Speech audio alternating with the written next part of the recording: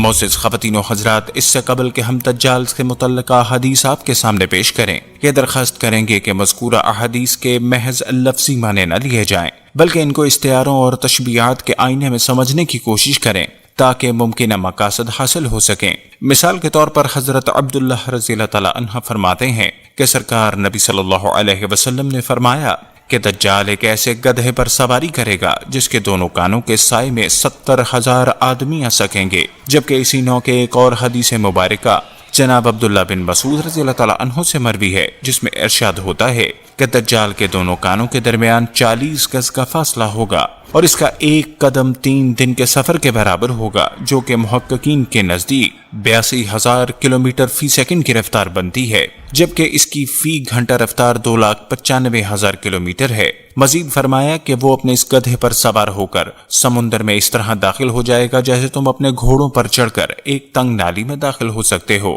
الفتن نعیم بن حماد۔ اس طرح کی ایک اور حدیث جناب ابو ہریرہ رضی اللہ تعالیٰ عنہ سے مروی ہے کہ آپ صلی اللہ علیہ وسلم نے فرمایا دجال کے دونوں کانوں کے درمیان 70 گز کا فاصلہ ہوگا اور اس کے پاس 70,000 کی فوج ہوگی جن کے اوپر سبز چادریں ہوں گی، یہاں تک کہ وہ ابو الموراق کے ٹیلے پر آ کر ٹھہر جائیں گی۔ اور اگر ہم اس موڑ پر مفسرین سے رہنمائی حاصل کریں تو اس بار پر اتفاق پایا جاتا ہے کہ اس دشمن خدا کے ساتھ 70,000 یہودیوں کی فوج ہوگی۔ مسلم شریف کی ایک طویل روایت کے مطابق حضرت نواس بن سمعان رضی اللہ تعالیٰ عنہ سے روایت ہے، نبی صلی اللہ علیہ وسلم نے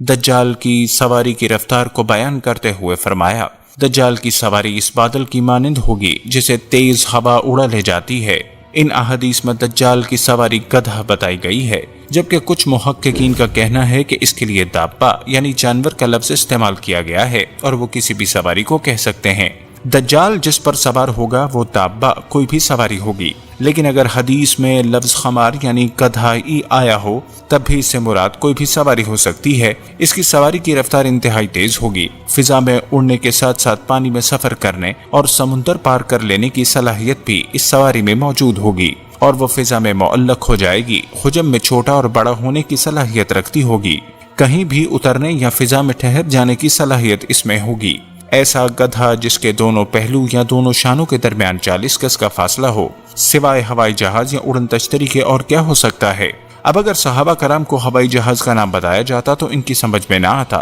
کہ ہوائی جہاز کیا ہے، لہذا لفظ گدھا بیان کر دیا گیا۔ آج کے دور میں بھی آسانی سے سمجھ آ رہا ہے کہ اس سے مراد کیا چیز ہو سکتی ہے، کیونکہ یہ دونوں چیزیں گدھا اور ہوائی جہاز سواری کے کام آتے ہیں۔ صحابہ کرام کے لیے یہ بات ضرور باعث حیرت رہی ہوگی کہ آخر وہ گدھا کہاں ہوتا ہے، کہاں رہتا ہے، جس کے دونوں پہلوؤں کے درمیان 40 گز کا فاصلہ ہوتا ہے۔ لیکن اس کے باوجود انہوں نے نبی صلی اللہ علیہ وسلم سے جیسا سنا ویسا یاد رکھا اور آج تک ہمیں یہ حدیث پہنچی، جبکہ ہم جانتے ہیں کہ آج کے جدید دور میں ہوا اور آواز کی رفتار سے کئی گنا زیادہ سپر سونک جہاز تیار ہو چکے ہیں جن کے حال ہی میں تجربے کیے گئے ہیں، اور اڑن تشتریوں کے قصے بھی زبان صد عام ہیں جن کو انگلش میں UFOs یعنی ناقابل شناخت اڑنے والی چیزیں کہا جاتا ہے، جن کی رفتار انتہائی تیز ہے، جو دیکھتے ہی دیکھتے آنکھوں سے اوجھل ہو جاتی ہیں۔ ان کے بارے میں زیادہ تر واقعات برمودا ٹرائی اینگل کے نزدیک نوٹ کیے گئے ہیں، جو کہ امریکہ کی ریاست فلوریڈا کے قریب ہے،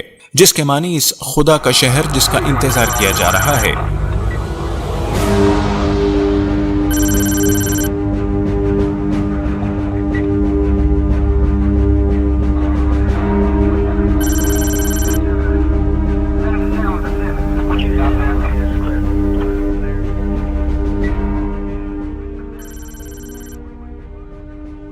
دجال کا دجل اور فریب ہمہ جہت ہوگا، جھوٹ، فریب، افواہیں اور پروپیگنڈا اتنا زیادہ ہوگا کہ بڑے بڑے لوگ اس کے بارے میں شک و شبے میں پڑ جائیں گے کہ یہ مسیحا ہے یا دجال۔ عام طور پر عوام کے ذہن میں یہ ہے کہ دجال صرف اپنے مکروہ چہرے کے ساتھ دنیا کے سامنے آئے گا۔ اگر معاملہ اتنا سادہ ہوتا تو پھر کسی کو ڈرنے کی کیا ضرورت تھی، لیکن اس کے مکروہ چہرے کے باوجود اس کے کارنامے دنیا کے سامنے اس طرح پیش کیے جائیں گے کہ لوگ سوچنے پر مجبور ہو جائیں گے کہ اگر یہ وہی دجال ہوتا تو ایسے اچھے کام ہرگز نہ کرتا۔ اس طرح وہ اپنی خدائی کے اعلان سے پہلے دنیا والوں کی ہمدردیاں حاصل کرے گا۔ ظاہر ہے اگر کوئی شخص اس دور میں اتنے عظیم کارنامے سر انجام دے تو مغربی میڈیا پر ایمان لانے والی اس دنیا اس کی تعریف کرنے پر مجبور ہو جائے گی۔ دجال پہلے لوگوں کے ذہن میں یہ بات ڈالے گا کہ میں اپنی طرف سے نہیں کہہ رہا، بلکہ یہ سب کرنے کے لیے خدا نے مجھے بھیجا ہے۔ وہ نبوت کا دعویٰ کرے گا اور پھر آخر میں اپنی خدائی کا اعلان کر دے گا۔ ناظرین کرام، اس میں کیا حکمت الہی ہے؟ اس رات سے پردہ اٹھانا ممکن نہیں، لیکن یہ حقیقت اٹل ہے کہ دجال کے پاس بے پناہ قوتیں ہوں گی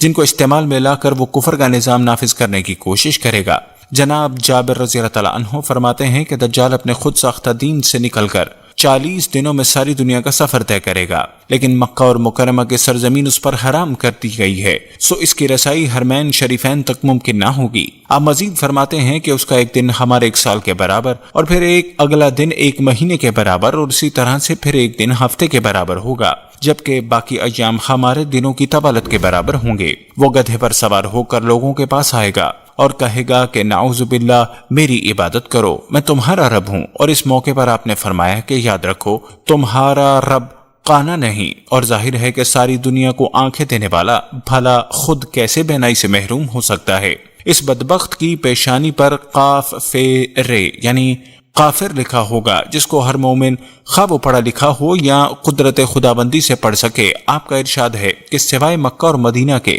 ہر بستی اور ہر چشمے کے پاس سے گزرے گا۔ یہاں ایک بات اور توجہ طلب ہے کہ جس دجال کے پاس اتنی زیادہ طاقت اور قوت ہوگی، پھر وہ اپنی آنکھوں کو ٹھیک یا چھپا کیوں نہیں سکے گا؟ حضرت ابی بن قاب سے روایت ہے کہ نبی صلی اللہ علیہ وسلم سے روایت ہے، دجال کی آنکھ شیشے کی سبز مانند ہوگی۔ مسند احمد واضح طور پر اس طرف اشارہ کر رہی ہے کہ اپنے اس عیب کو جدید ٹیکنالوجی سے چھپانے کی کوشش کرے گا، لیکن اس کی عیب دار آنکھ اور ماتھے پر لکھا کافر صرف مسلمان مومن ہی پڑھ سکے گا، جبکہ عام لوگ اس سے دھوکہ کھا جائیں گے۔ اس لیے نبی صلی اللہ علیہ وسلم نے فرمایا، حضرت عمران بن حسین رضی اللہ تعالیٰ عنہ سے روایت ہے کہ نبی صلی اللہ علیہ وسلم نے فرمایا، جو شخص دجال کی خبر سنے تو وہ اس کے سامنے آنے سے اجتناب کرے۔ اللہ کی قسم، جب کوئی آدمی اس کے پاس آئے گا تو یہی سمجھے گا کہ وہ مومن ہے، لیکن جو شعبے کی چیزیں دیکھ کر اسے بھیجا گیا ہے انہیں دیکھ کر وہ اس کی پیروی کرنے لگے گا۔ الجامع الصغیر، ابو داؤد۔ محترم ناظرین، اس کے علاوہ بھی اس بدبخت کی لاتعداد نشانیاں ہیں